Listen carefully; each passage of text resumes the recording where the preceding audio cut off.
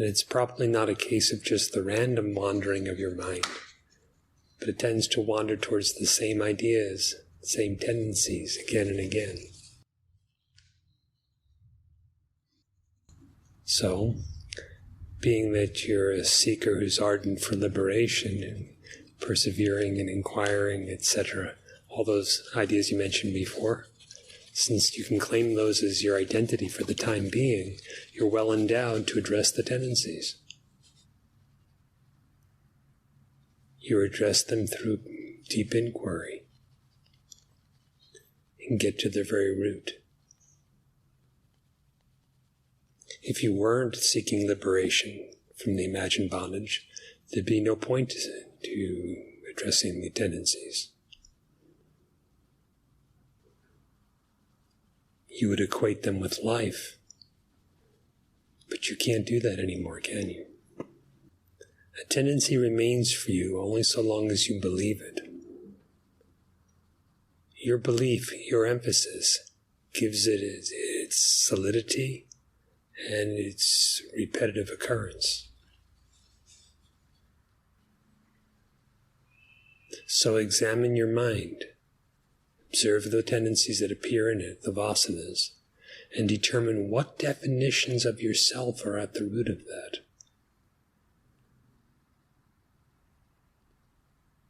Perceiving those definitions, then inquire to determine whether those are true definitions or merely delusion. If you can see delusion as delusion, with any tendency, it's over. It is only so long as you take some bit of delusion as if it were, you mistake it to be real knowledge, that it's saying something about you, about what is true, that it seems to survive. Be certain that when you examine a tendency, you actually examine the tendency and not something that is superfluous or even helpful. For example, I've never seen anyone hurt by having the sense about themselves that they're an intense yogi striving for liberation. I haven't seen any examples of anyone bound by that. That they're limited, body-identified individuals caught up in their own personal desires and fears. That I've seen some difficulties with. So which one do you think you should address? Which continuity are you missing? Whether active or inactive with the body, you carry with you the definition, the sense of identity. At the very core of that is the continuous sense of existence. That's all right. What you add to that existence, be very careful about.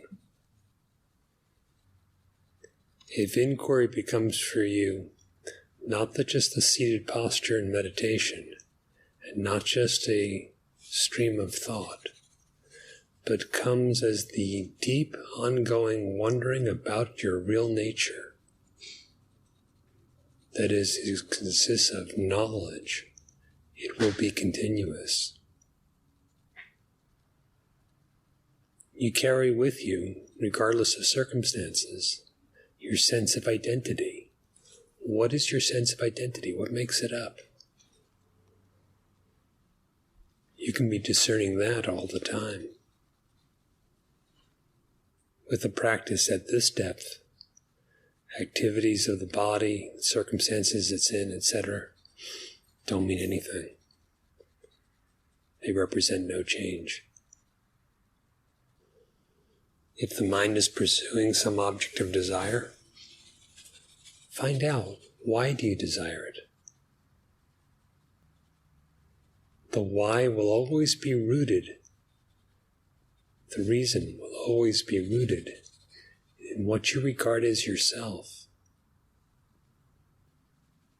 Find out if what you regard as yourself is the same thing as your actual existence.